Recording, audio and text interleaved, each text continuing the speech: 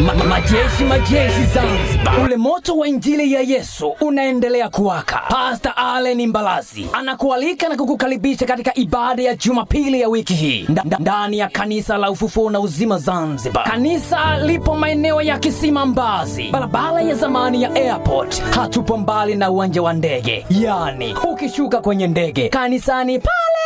Njoo ukutane na Bwana.